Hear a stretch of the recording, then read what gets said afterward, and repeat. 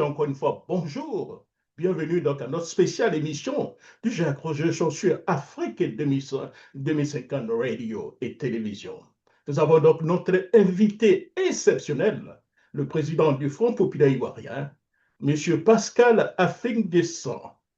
Le thème de notre émission, ça sera donc les propositions du gouvernement, les grandes propositions donc de l'opposition et du Front populaire donc ivoirien. À toutes et bonsoir à tous. La réforme de la gouvernance électorale est aujourd'hui au cœur donc, du débat politique en Côte d'Ivoire. La dissolution de la commission électorale indépendante, le gouvernement a engagé des consultations avec les partis politiques avant donc d'annoncer qu'un projet de loi se ferait prochainement soumis au Parlement, sans certainement peut-être l'accord donc, de l'opposition. Mais les propositions donc, du gouvernement répondent-elles réellement aux attentes de l'opposition? Le dialogue a-t-il été sincère? Peut-on parvenir à une réforme qui rassure tous les acteurs politiques? Pour en parler, comme je l'ai dit tout à l'heure, nous recevons en exclusivité le président du Front populaire ivoirien, M. Pascal Afing Descent, depuis donc Abidjan. Président Pascal Afing Descent, bonjour, comment allez-vous? Bonjour, nous allons bien. Voilà, encore une fois, merci d'avoir accepté donc notre invitation, président. Le plaisir est partagé. Voilà, alors comment vous vous sentez actuellement? L'état de santé, le moral et tout ça, comment ça Bon, va? du point de vue de la santé, ça va bien. Évidemment, du point de vue de la santé politique, ça va moins bien parce que la Côte d'Ivoire traverse une situation difficile et les perspectives pour les élections à venir ne sont pas très, très réduisantes. Donc, on ne peut pas dire que ça va sur le plan politique. Sur le plan social, c'est encore catastrophique avec tout ce que vous savez, les inondations, les déguerpissements sauvages, On vous entend faiblement, président. la misère qui frappe nos compatriotes. Donc, ça va moins bien sur le plan politique et social. Merci beaucoup, Président. On aura la possibilité de vous avoir une autre fois pour parler réellement de façon générale de tout ce qui se passe au niveau de la Côte d'Ivoire. Mais pour l'heure, nous allons beaucoup nous concentrer sur la CEI. Alors, la première question, nous allons revenir donc aux consultations avec le gouvernement. Monsieur le Président donc, du Front populaire ivoirien, quel bilan faites-vous des consultations engagées par le gouvernement sur la réforme de la CEI? Mais justement, il n'y a pas de consultation. Il y a eu une réunion d'information qui a été organisée par le Premier ministre pour livrer dans un discours à sens unique l'esquisse des propositions que le gouvernement compte soumettre au Parlement, sans que les participants aient la possibilité de poser des questions, de s'informer davantage, d'émettre leur avis. Donc, il n'y a pas de consultation et à travers les déclarations des membres du gouvernement, et c'est ce qui inquiète encore plus l'opposition, c'est que nous avons le sentiment que le gouvernement veut faire un passage en force et soumettre directement son projet à l'Assemblée nationale sans engager un quelconque dialogue, une quelconque consultation justement avec l'opposition. Et cela nous inquiète au plus haut point. Donc, si je comprends bien, le président Afing Descent, il n'y a pas eu véritablement donc, de propositions, bien d'écoute même des propositions donc, de l'opposition. C'est bien ça? Non, il n'y a pas de cadre pour que l'opposition puisse faire connaître ses propositions.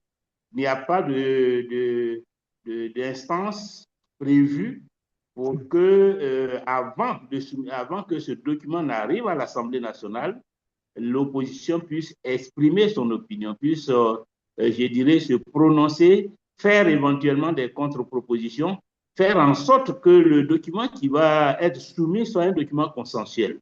Parce que nous connaissons la configuration actuelle du Parlement.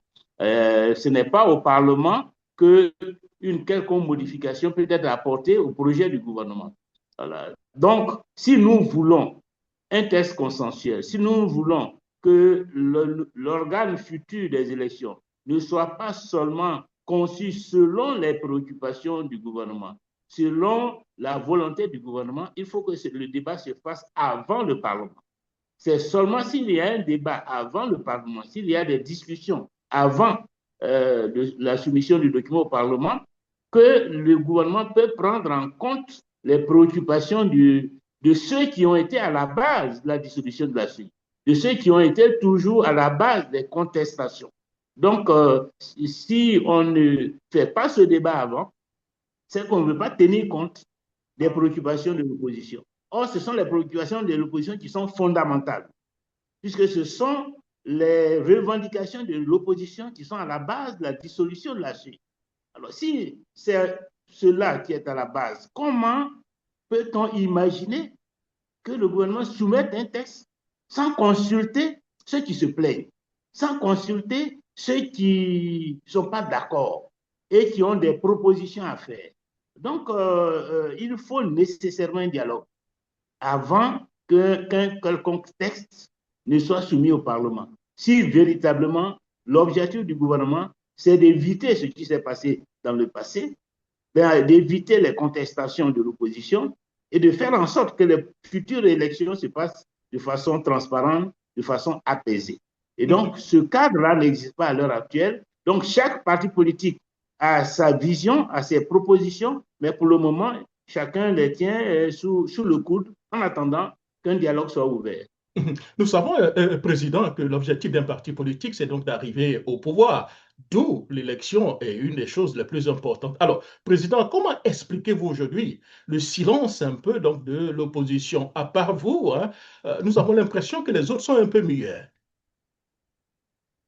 Or, ils ne sont pas muets. Ils ne sont pas muets. Tous les partis politiques de l'opposition ont eu à se prononcer sur l'initiative du gouvernement, sur la rencontre qui a eu lieu à la primature, à souhaiter qu'il y ait un dialogue. Mais il faut reconnaître que pour le moment, tous les partis ne sont pas aussi mobilisés autour de cette problématique, autour de cette question qui, de notre point de vue, est une question essentielle, une question fondamentale, une question qui passe avant les autres aujourd'hui. Parce qu'il s'agit de construire l'avenir. Il s'agit de faire en sorte que l'alternance soit possible, que demain, ceux qui vont gérer le pays jouissent d'une légitimité incontestable. C'est cela l'enjeu. Voilà. Donc, si nous ne nous concentrons pas sur ce débat, à partir de ce moment, nous faisons de la diversion. Parce que nous ne, quelles que soient les intentions que nous avons, quels que soient les projets que nous avons pour la Côte d'Ivoire, si l'environnement électoral n'est pas assaini, s'il n'y a pas de garantie de transparence, d'équité, tout ce que nous faisons, toutes les réflexions que nous faisons, toutes les propositions que nous faisons resteront au stade de simples propositions, au stade de la théorie. Nous n'aurons aucune possibilité de mettre en application toutes ces idées que nous développons chaque jour dans la presse. Donc, il faut que l'opposition se recentre sur la question fondamentale qui est la question des élections. D'autant que, à partir du moment où ce texte aura été voté par l'Assemblée, il va être encore plus compliqué, plus difficile de l'opposition de se battre pour qu'il soit modifié. Donc, mettons, je dirais, toutes les autres préoccupations en sourdine, concentrons-nous sur la bataille pour qu'il y ait un dialogue politique sur la réforme du cadre juridique et institutionnel des élections. C'est cela. Donc, l'opposition parle, mais pour le moment, elle n'a pas encore compris qu'il faut se mobiliser sur cette thématique, sur cette problématique qui est essentielle pour la survie même de l'opposition et pour les chances de l'opposition un jour d'accéder au pouvoir et de mettre en application son programme. Est-ce qu'un dialogue peut-il encore permettre d'aboutir à un consensus avant l'examen du projet de loi au Parlement? Mais bien sûr, c'est une nécessité. Si nous ne voulons pas que demain, il y ait d'autres troubles, parce que les troubles sont la conséquence des choix que nous faisons, sont la conséquence du caractère consensuel acceptable ou pas des décisions que nous posons. Alors, certains veulent ruser avec cette réalité, mais elle va nous rattraper dans tous les cas. Et c'est ce qui s'est passé jusqu'à présent. On a voulu ruser avec, depuis la rébellion armée, On a voulu ruser avec la démocratie en imposant une CEI qui était à l'époque dominée par les mouvements rebelles, MPIGO, MJP, etc. Mais la conséquence, c'est la crise post-électorale de 2010-2011. On a voulu ruser sur un cadre juridique acceptable pour tous à partir de 2011-2012. Mais la conséquence, c'est la crise post-électorale de 2020. Et même après 2020, au lieu de s'asseoir pour qu'on se mette ensemble, on se mette d'accord sur un cadre juridique électoral, on a encore voulu ruser. Mais la conséquence, c'est la bataille contre le quatrième mandat, ce sont encore les morts de 2025. Donc, est-ce que nous allons continuer éternellement dans cette logique de ruser avec le droit, avec, je dirais, le dialogue, pour qu'on bâtisse des institutions acceptables par toutes les parties, des institutions légitimes qui peuvent travailler sans contestation de qui que ce soit, parce que tout le monde a confiance dans ces institutions. Voilà la question qui est posée. Donc, si le gouvernement actuel croit qu'en faisant un passage en force, il va réussir à éviter ce qui s'est passé jusqu'à présent, il se trompe. Il retrouvera encore une nouvelle crise, de nouveaux affrontements dans les années à venir. Parce que la question, c'est comme la question de la bichette et de l'essence. Si vous allumez une bichette dans un espace qui est pollué ou où il y a des éléments inflammables, ça va s'enflammer. Voilà. Donc, il faut éviter de noyer l'environnement, de polluer l'environnement, de créer un environnement toxique, parce que forcément, ça va s'enflammer lorsqu'il s'agira d'organiser des élections. Merci, Président. On vous a vu quand même dans des consultations au niveau avec le PDCI-EDA, avec Mme Simone Gbagbo. Est-ce que ces consultations aboutissent déjà à quelque chose, disons, l'union, afin donc d'aller contre la proposition du gouvernement, ou bien de proposer quelque chose ensemble pour la partie d'opposition? Oui, ce sont des consultations qui sont, je dirais, positives, parce que partout, nous avons senti une compréhension. Tous ces partis comprennent bien la nécessité et sont d'accord pour qu'effectivement, on puisse, je dirais, travailler à obtenir le dialogue, travailler, si possible, à avoir une proposition consensuelle de l'opposition face au parti au pouvoir. Mais je note, de mon point de vue, que les réactions me paraissent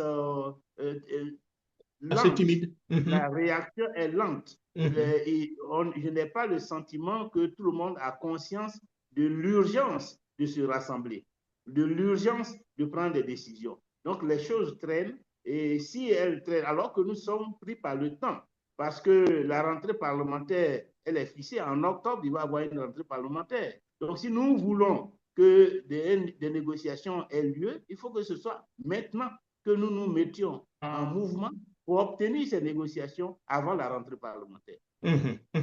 Merci, Président Fial.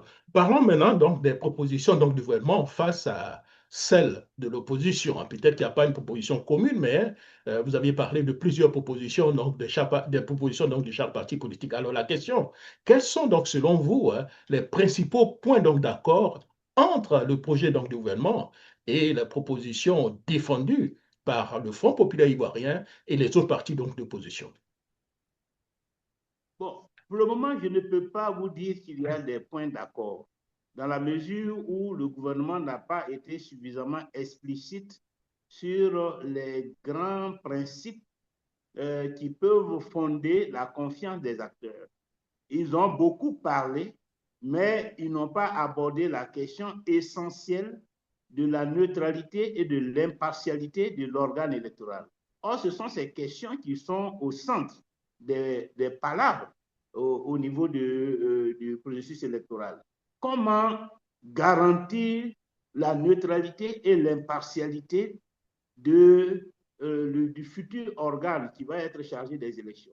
Sur la question, le gouvernement est resté muet. Il a développé que il va avoir 3 organes, 3 têtes, ceux-là vont s'occuper de ceci, etc., etc., une certaine répartition des tâches. Mais ce n'est pas ça le plus important.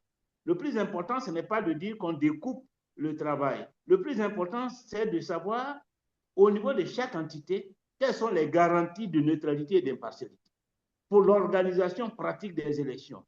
Quelles sont les garanties que ceux qui vont être chargés de cette tâche vont l'exécuter en toute neutralité, en toute impartialité, sans vouloir manipuler les données, notamment par exemple le fichier électoral, sans vouloir manipuler les conditions électorales pour favoriser un camp. Voilà la question essentielle. D'où ma Et question, de Président. la supervision, le problème se pose de la même façon. Donc, pour nous, il ne faut pas noyer le poisson, il faut aborder les questions de façon rigoureuse, de façon objective, de façon honnête et trouver des solutions à la question de la neutralité et de l'impartialité. Si ces deux questions ne sont pas abordées dans un projet, c'est que nous passons à côté, c'est qu'on n'a pas fait de réforme. Alors, d'où ma question, Président. Quelles sont donc les réformes indispensables pour garantir donc une série réellement indépendante et des élections crédibles selon vous? Vous avez beaucoup d'expérience, Président. Oui, nous pensons qu'il y a 2 ou 3 choses essentielles à faire. D'abord, ceux qui vont être chargés de conduire le processus électoral, depuis le recensement électoral jusqu'à l'organisation pratique des élections dans les bureaux de vote, il faut que d'abord ce soit des gens qui savent de quoi il s'agit, c'est-à-dire des experts, des gens qui ont une expérience dans l'organisation des élections. Parce qu'on ne s'improvise pas, je dirais, spécialiste des élections. Il faut avoir une formation, il faut avoir une expérience. Donc, il y a la question de la compétence.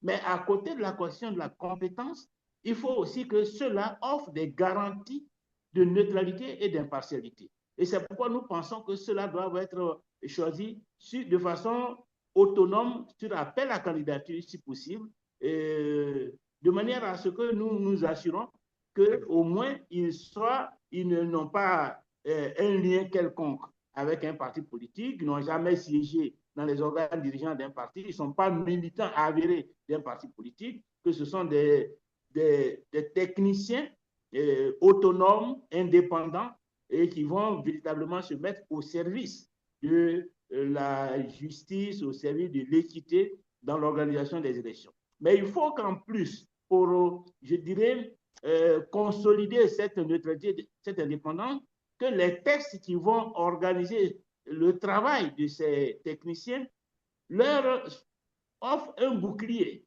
leur permet de ne pas être dépendants de quelque, je dirais, influence que ce soit.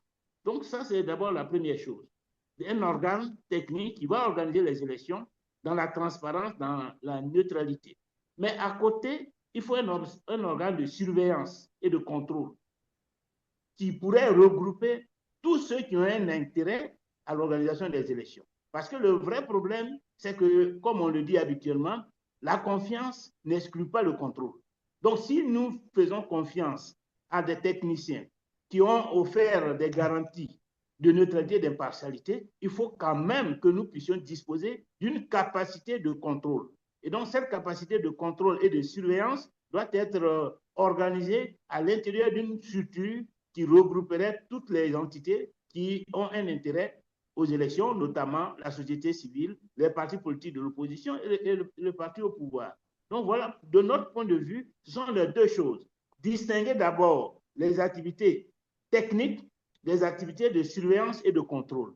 Confier les activités techniques à des techniciens éprouvés qui offrent des garanties de neutralité et d'impartialité à travers leur mode de sélection et à travers les textes qui organisent leur travail, de manière à ce qu'ils soient hors de portée de quelque influence que ce soit, notamment de l'influence du parti au pouvoir. Et puis à côté, ceux qui vont être chargés de la surveillance et du contrôle, qui ne participent pas directement à l'organisation des élections, mais qui ont un pouvoir d'investigation, de contrôle pour s'assurer à tout moment que ce qui est en train d'être fait par les techniciens l'est dans le respect des normes, dans le respect des textes.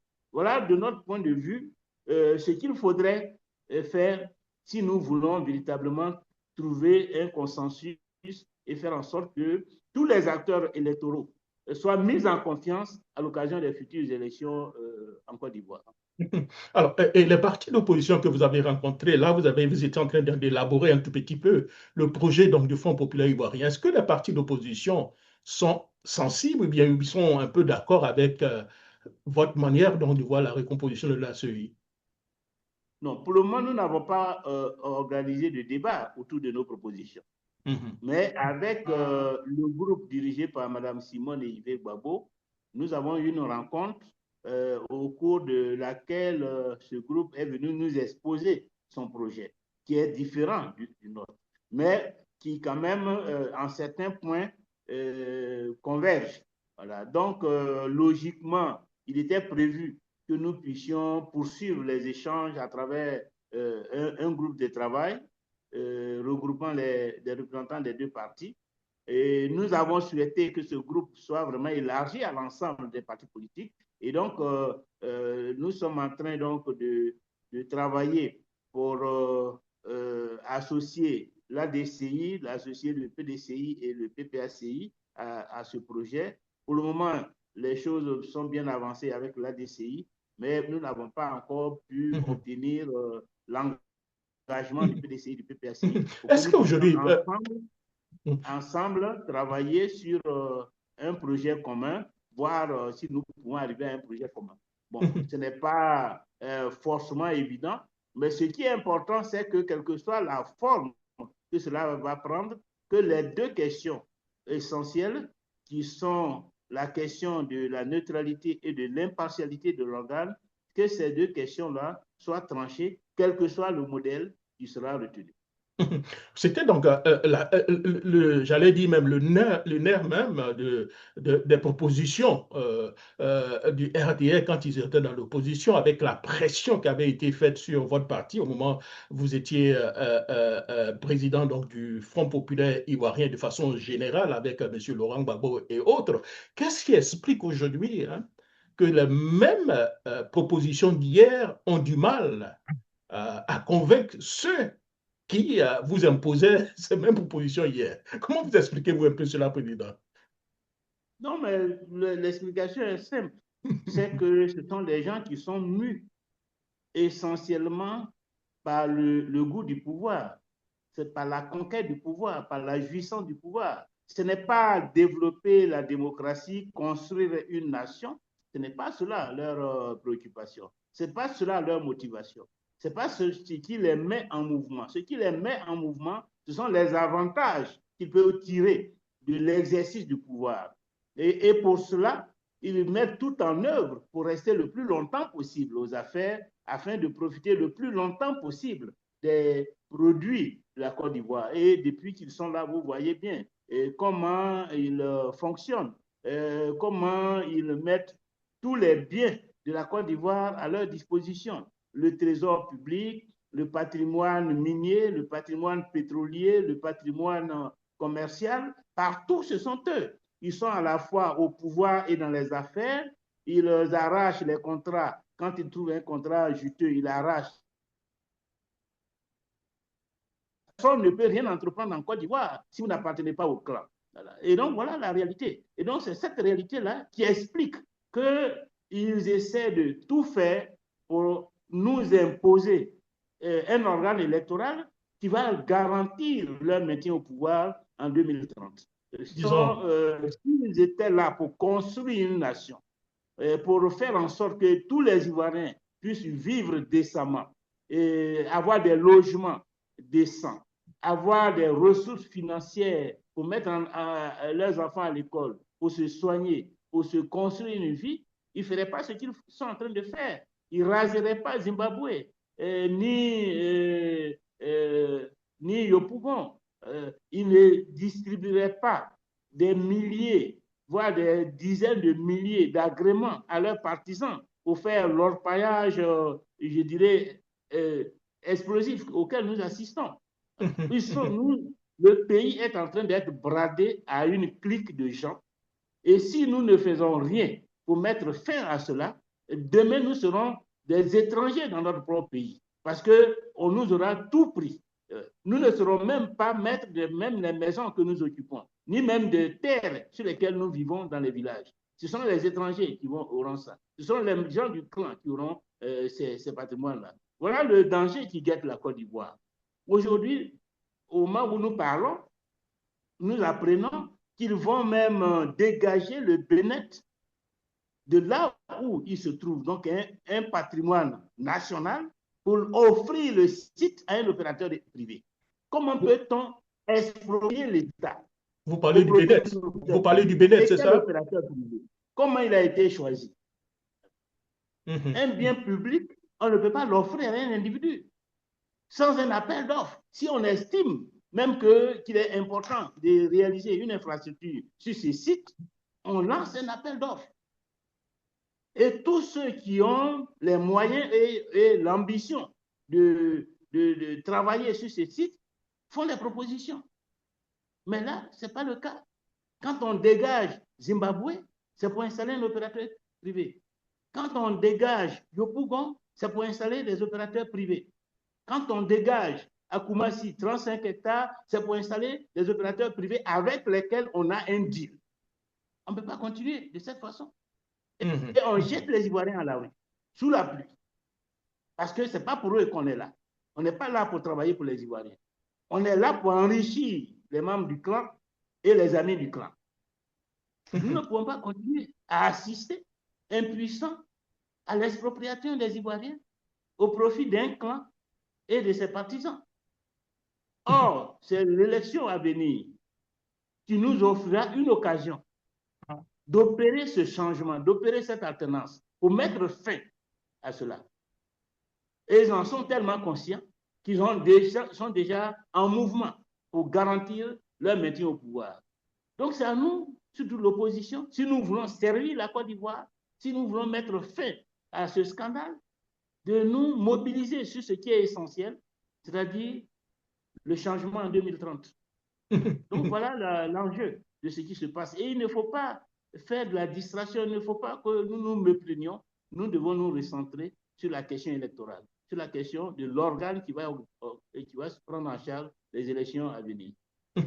Vous aviez dit tout à l'heure que si on ne fait rien, alors qu'est-ce que l'opposition, les Ivoiriens doivent faire qu'ils n'ont pas encore fait? Mais il faut d'abord qu'ils donnent de la voix pour dire qu'ils sont contre un passage en force, pour dire qu'ils n'accepteront pas que le pouvoir leur impose un organe électoral. Ça, il faut d'abord le dire.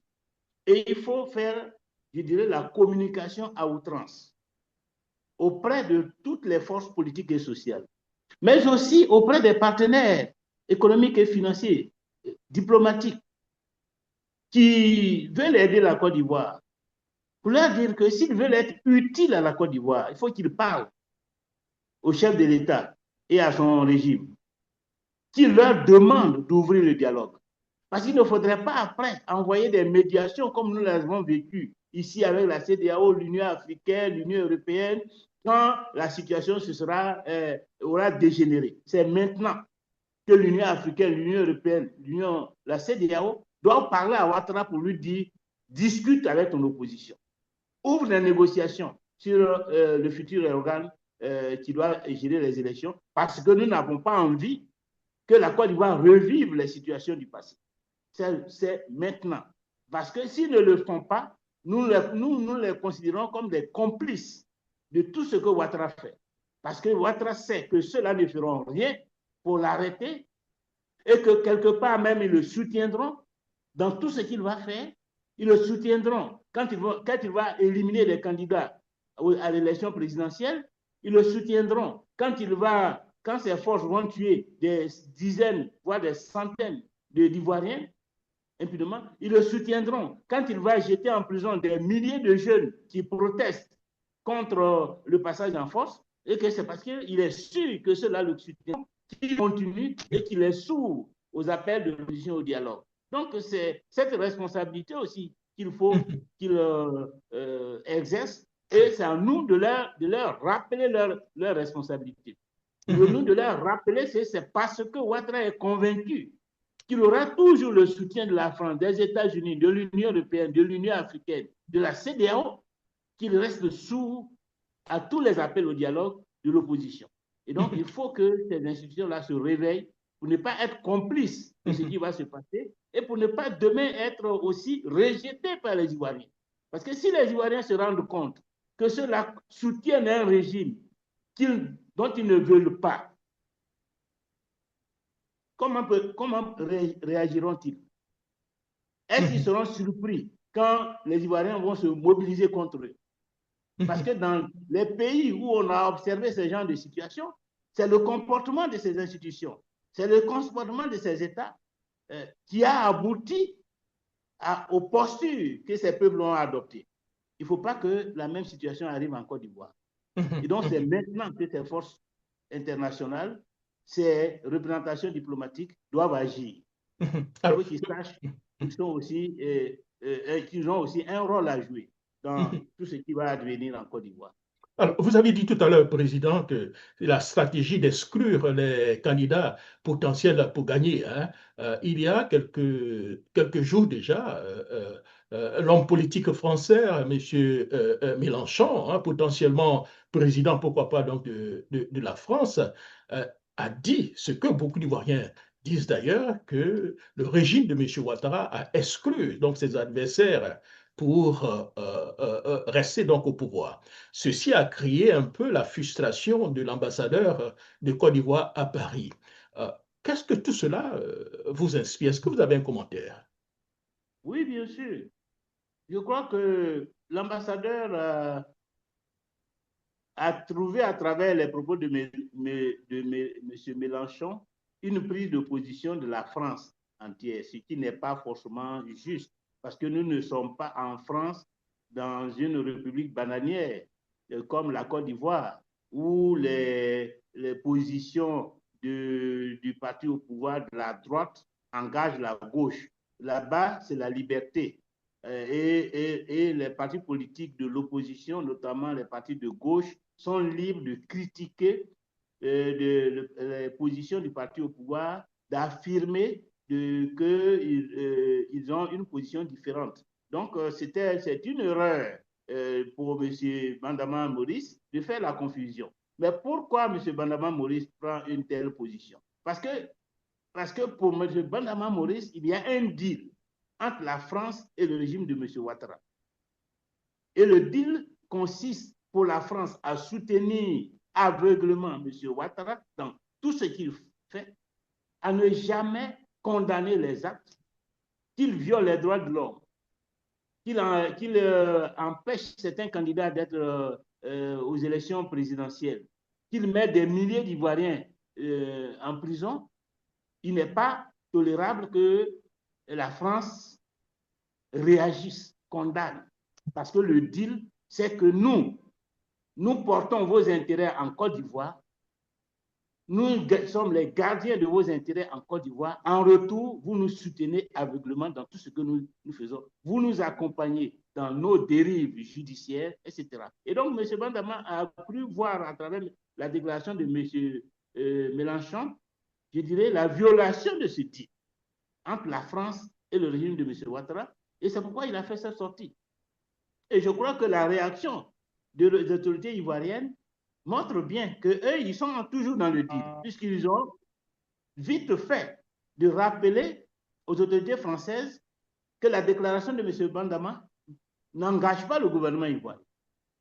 Et qu'eux, ils sont toujours dans le deal avec les autorités de la droite française, que celles-ci n'ont pas à avoir peur de ce que la Côte d'Ivoire, en tout cas dans la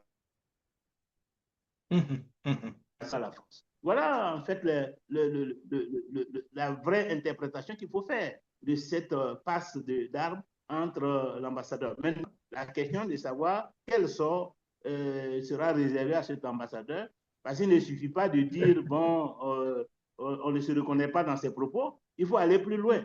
Il ne peut pas rester ambassadeur alors qu'il a été désavoué par son pays. Donc, il faut que le gouvernement ivoirien soit conséquent et tire les enseignements de cela pour prendre les décisions que tout le monde attend. Merci beaucoup, Président. Nous avons donc une dernière question avant de vous poser au moins 3 questions d'actualité. Alors, quel message adressez-vous au président de la République que vous connaissez donc très bien, que vous avez fréquenté, au gouvernement et aux autres partis politiques et aux Ivoiriens sur cette réforme qui pourrait marquer donc l'avenir de notre démocratie? Mais le premier message, c'est d'abord aux Ivoiriens. Voilà. Parce que il faut qu'ils comprennent que leur destin est entre leurs mains. Il faut qu'ils comprennent aussi la menace qui pèse sur le pays. Si ce pouvoir-là reste encore 5 autres années. 2030, là, cela fera 20 ans. 20 ans, c'est excessif. En 20 ans, nous avons vu où ils ont mené la Côte d'Ivoire. Nous avons vu les actes qu'ils ont posés.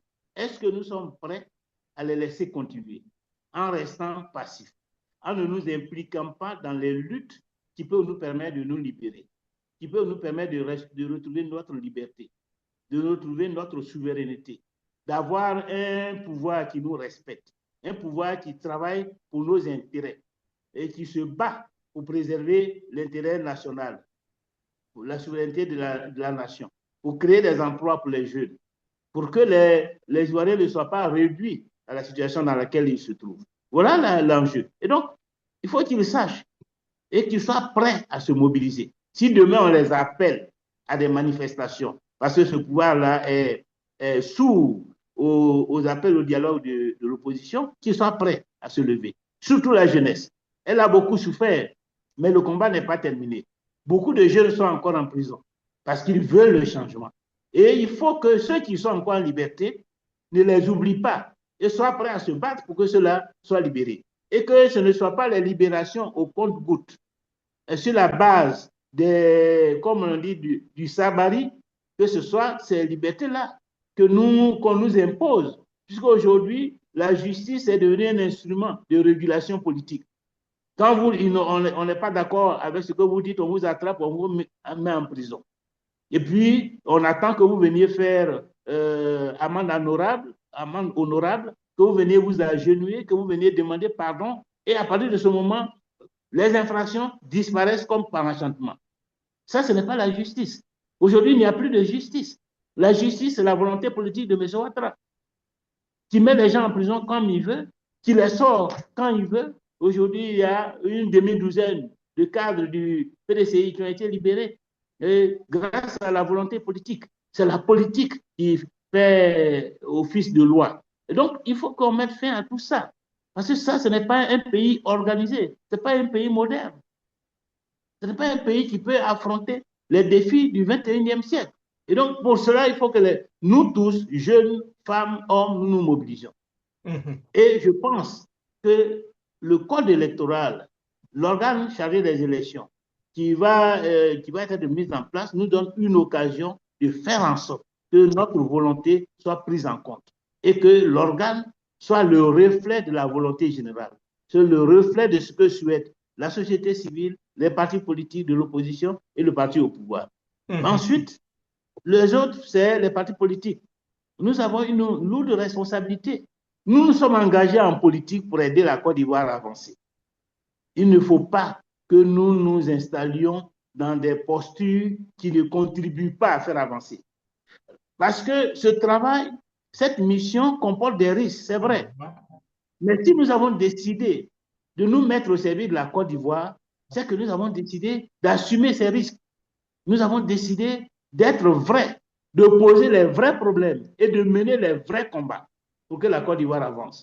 Et donc, c'est cette question-là qui est au centre. Et que les gens ne se méprennent pas sur les intentions du parti au pouvoir. Il y a des partis de l'opposition qui croient qu'en étant dociles, en courbant l'échine, en donnant des gages, le RHDP va être aimable, va être gentil et va accéder à leurs revendications. J'ai même vu quelque part quelqu'un qui posait la question, et si on utilisait la méthode de Maître Dadjié, c'est-à-dire celle qui consiste à aller demander pardon pour que ceux qui sont en prison soient libérés. Mais je l'ai trouvé cette posture tellement grave, parce que ça veut dire que c'est un peuple qui a abdiqué, un peuple qui a accepté la soumission et un peuple qu'on va mener par le bout du nez. Non, ce n'est pas de cette libération-là que nous voulons. Nous voulons que nos frères, nos sœurs qui sont en prison soient libérés parce qu'ils doivent être libérés, parce qu'ils n'ont rien fait, parce qu'ils sont victimes d'injustice et d'arbitraire. Et c'est cela, ce combat-là que nous devons, pour que ceux qui les ont mis en prison acceptent de respecter la loi, renoncent à arrêter arbitrairement les uns et les autres. Mais pour qu'ils renoncent, il faut opposer un contre-pouvoir. Il faut les pousser à respecter la loi et non dire nous allons compter sur leur complaisance, nous allons compter sur leur gentillesse. Si c'est cela, ça veut dire que nous avons accepté l'asservissement de façon volontaire.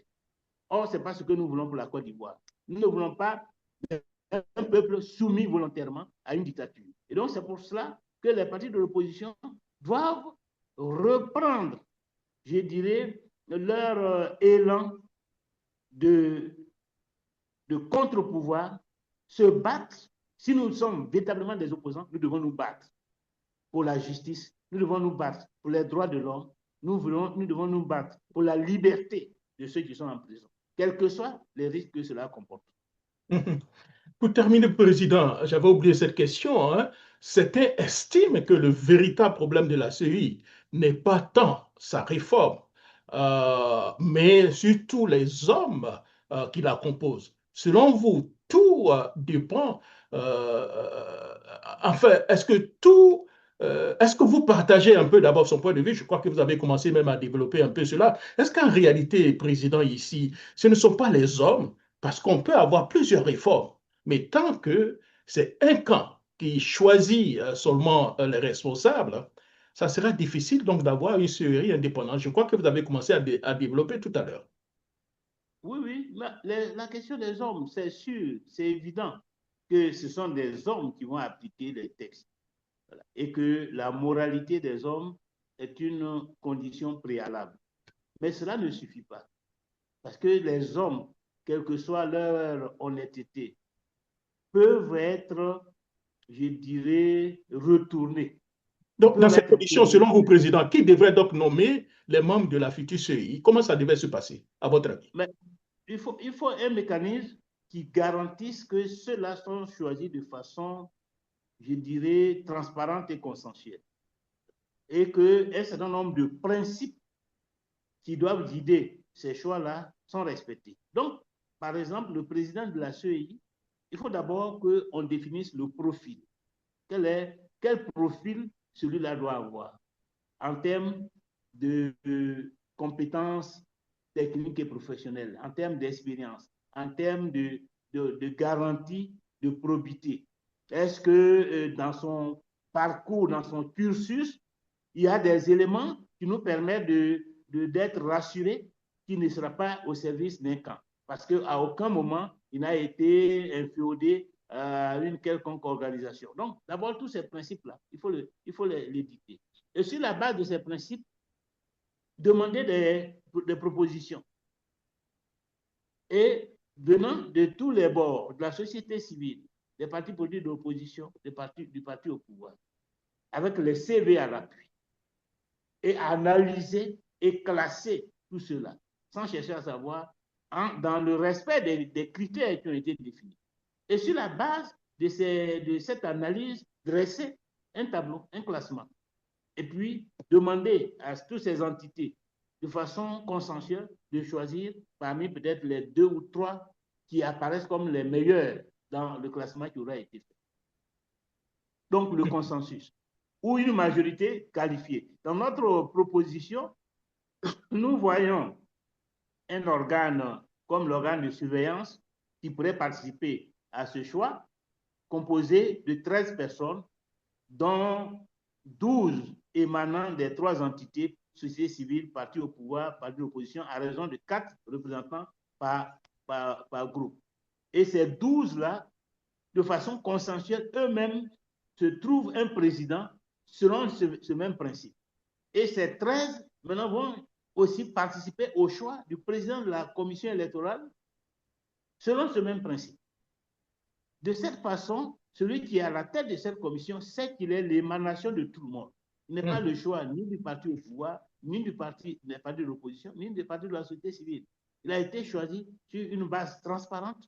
Il a été choisi pour ses qualités morales, pour ses qualités techniques, et nous considérons qu'il peut, dans ce cas-là, véritablement se mettre au service des élections sans forcément faire le jeu d'une quelque entité.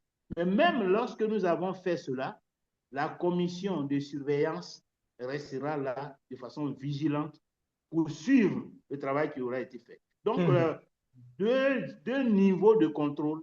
Un premier niveau dans le mécanisme de désignation du président de la commission, sur la base de propositions émanant de toutes les entités, d'une sélection qui prend en compte des critères et d'un choix consensuel de toutes les entités. À partir de ce moment, nous pensons que il va offrir des garanties à tout le monde, ne serait-ce qu'au départ du processus électoral. Et pour que ces garanties soient consolidées, la commission de surveillance continuera de faire son travail de supervision, de surveillance et de contrôle, de manière à ce qu'à tout moment, ceux qui sont chargés de l'organisation des élections sachent qu'ils sont sous surveillance. Merci beaucoup, Président. Mais vous savez, c'est très difficile de vous avoir. Avant de vous laisser partir, on a 3 petites questions que vous pouvez certainement répondre très rapidement, même si ce sont des questions assez difficiles. Alors, la toute première question, les opérations de déguerpissement menées dans plusieurs communes notamment ce que nous avons vu tout dernièrement, Koumansi Campement, en sont dénoncées par certains comme étant brutales, voire même illégales, Président. Alors, quel regard portez-vous sur cette situation et comment concilier donc l'application de la loi et le respect donc de la dignité donc des populations? Mais il n'y a pas d'application de la loi dans le cas de ces déguerpissements. Il n'y a pas une loi qui autorise le gouvernement à déguerpir nos compatriotes qui étaient à Zimbabwe, qui étaient à Koumassi. C'est la volonté d'un clan de s'approprier ces terres qui s'est manifestée dans cette opération qui, de mon point de vue, constitue un cas de crime contre l'humanité. Lorsque près de 40 000 personnes, dans les conditions climatiques que nous connaissons, sous la pluie, sont jetées brutalement à la rue, avec des enfants qui sont à l'école, c'est un cas de crime contre l'humanité. Et la définition du crime prend en compte ces genres de situations. Et on ne peut pas comprendre ça de la part d'un gouvernement responsable. Ce n'est pas une calamité naturelle, ce n'est pas une inondation, un tremblement de terre. C'est un responsable politique, de façon délibérée, de façon consciente, qui prend des bulldozers et un beau matin, à 4 heures du matin, lance ses bulldozers à l'assaut de tout un quartier où vivent près de 40 000 personnes. Et en l'espace d'une journée, toutes les maisons sont détruites. Comment on peut comprendre ça dans un pays organisé, dans un pays civilisé? C'est pas possible. Et jusqu'à présent, il n'y a pas d'arrestation, mais peut-être les manifestations, on met déjà 5 000. C'est la règle du pouvoir. Je vous l'ai dit tout à l'heure, qu'il s'agit d'exproprier les Ivoiriens pour installer les étrangers. Donc, ces espaces-là qui sont occupés par les Ivoiriens, il faut les chasser de là, pour les confier aux amis avec qui on a des deals. Donc, on le fait à Zimbabwe, on le fait à Koumassi, on le fait sur le site du Bénet. Parce que sur le site du Bénet aussi, c'est un ami ou une compagnie dans laquelle certainement ceux qui sont au pouvoir ont des intérêts. Tu vas venir prendre la place du Bénet alors que le Bénet n'a pas décidé de partir de là. Mais parce que son site intéresse les gens, c'est au bord de la lagune, c'est bien placé, c'est approprié pour faire un complexe certainement de hôtelier, de tourisme et tout ça pour se faire de l'argent. Donc on dégage le Bénet. On dégage le Bénet. Parce que ce sont les intérêts privés et claniques qui prévalent sur l'intérêt général. Et c'est la même chose pour l'orpaillage. C'est la même chose où, oui, mais où le territoire ivoirien. justement, par rapport à l'opérage, président, l'opérage clandestin qui continue donc de détruire les forêts et polluer donc le cours d'eau et menacer même la santé des populations. Pourquoi ce phénomène prend-il donc une telle ampleur et que propose donc le Front populaire ivoirien pour y mettre fin? Mais il faut d'abord encadrer la délivrance des agréments. Parce qu'aujourd'hui, même ceux qui ne sont pas clandestins, ils sont, je dirais, de façon massive. Il y a des villages, mon village même est pratiquement est en train d'entrer dans ce cas, des villages où toutes les terres sont en train d'être attribuées à des entreprises semi-industrielles minières. Donc l'agriculture est en train d'être sacrifiée. Parce que dans un territoire villageois où peut-être un tiers des terres sont occupées, attribuées à des entreprises minières où les populations ne peuvent plus faire l'agriculture, c'est un tiers de la production locale, agricole, qui est hypothéquée. Donc, c'est la famine de même. Sans oublier le fait même que c'est les jeunes qui sont impliqués dans cette économie, qu'elle soit illégale ou légale, ne vont plus à l'école. Donc, c'est l'avenir même du pays qui est en jeu. Donc, il faut encadrer. Il faut rendre les propriétaires terriens eux-mêmes responsables aussi de leur paillage. Parce qu'on dit le paillage clandestin, que des clandestins viennent. Mais les clandestins, là, ils viennent sur des terres qui appartiennent à des gens qu'on connaît. Donc, si on dit que c'est interdit et qu'on constate que sur un territoire, sur une parcelle, on pratique l'orpaillage clandestin, le propriétaire terrien doit être interpellé. Donc, il faut impliquer les propriétaires terriens dans la lutte contre l'orpaillage clandestin et les considérer comme complices s'ils ne font rien pour, à leur niveau, interdire que des gens viennent indûment exploiter leurs terres. S'ils le constatent, qu'ils le signalent à la gendarmerie. Est-ce que Et là aussi s'ils on ne peut le parler font de pas, crimes ils sont contre complices. l'humanité? Puisque Pardon? on peut parler de crimes contre l'humanité aussi là, avec polluer Non, il y a une définition juridique du crime contre l'humanité. Donc, je ne peux pas considérer que l'exploitation illégale des terres constitue un crime contre alors, l'humanité. je Mais parle c'est de en tous les cas une infraction. polluer nos C'est une eaux. Hein? infraction pénale. Oui, Voilà. Et il faut sanctionner.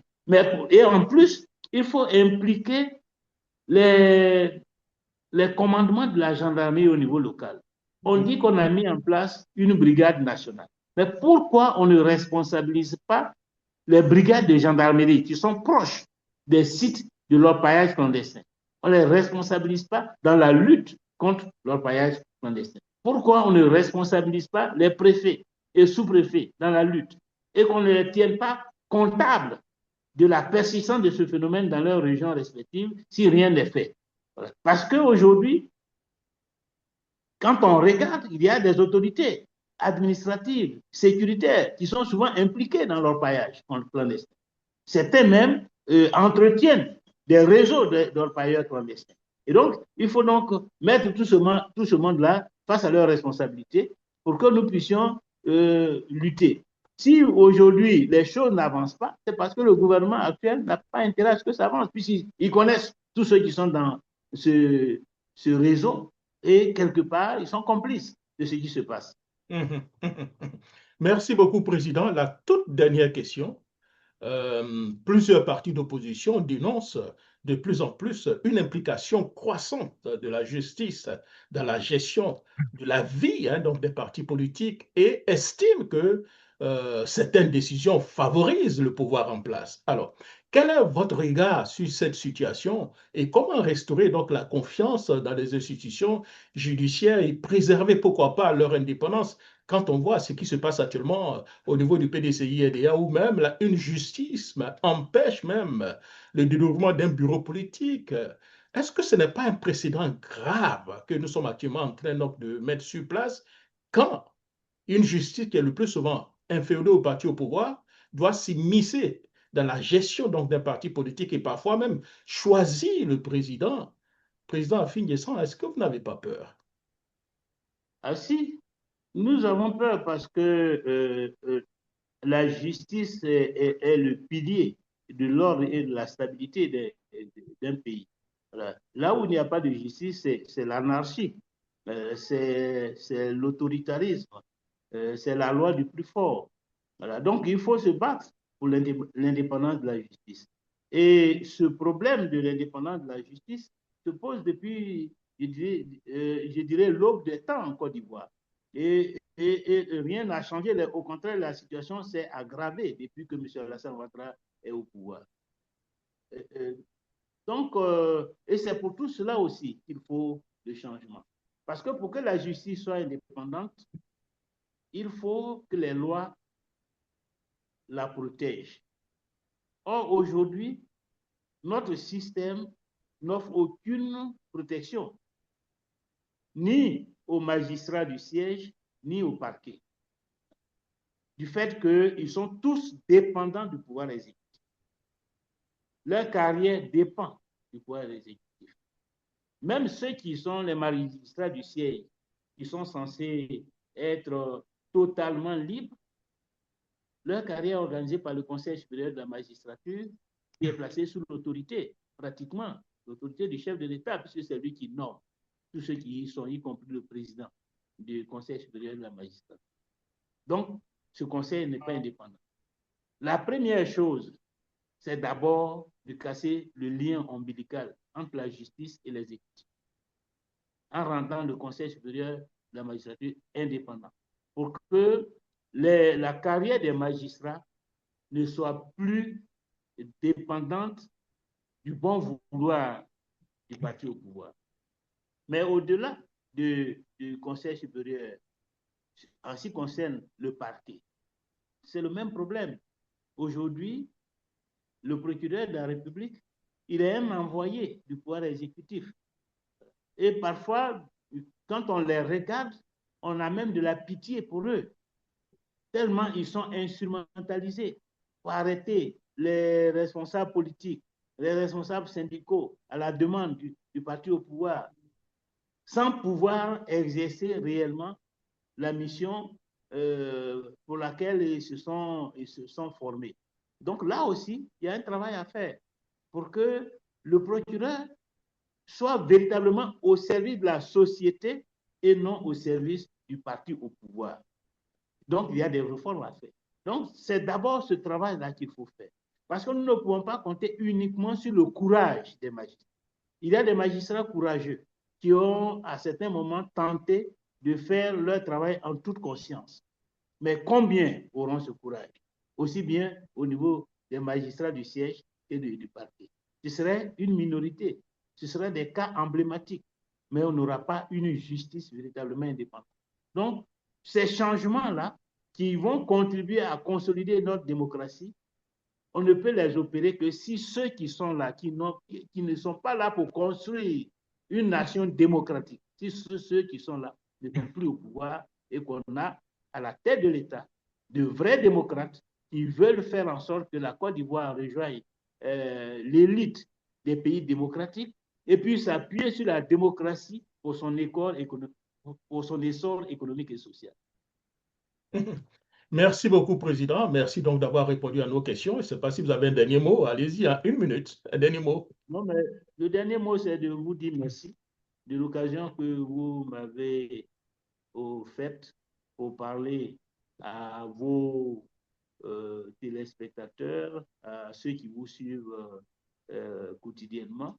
Et si parmi eux, il y a certains de nos compatriotes, leur demander de rester connectés à la situation que vit le pays, de rester engagés dans le combat pour la libération du pays, pour la modernisation du pays et pour la renaissance de notre pays, la Côte d'Ivoire. C'est un défi important. C'est un défi important qui est posé à notre génération et il ne faut pas que nous trahissions notre mission. Il faut que nous soyons à la hauteur de notre mission. Notre mission, c'est demain de céder à nos enfants, à nos petits-enfants, un pays moderne, un pays démocratique, un pays solide, parce que ce pays a des arguments, a des atouts importants, économiques, des atouts humains, mais il faut une gouvernance modernisée, une gouvernance qui met en avant l'état de droit, le respect de la personne humaine et la prise en compte de l'intérêt supérieur de la nation. Pour le moment, nous ne l'avons pas avec le régime de M. Alassane Ouattara. Nous devons nous battre pour l'avoir demain avec le changement Côte d'Ivoire. Merci encore une fois de m'avoir suivi, de m'avoir écouté. Merci beaucoup, Président Afin-Guessan, et surtout portez-vous bien. Au revoir. Merci. Merci.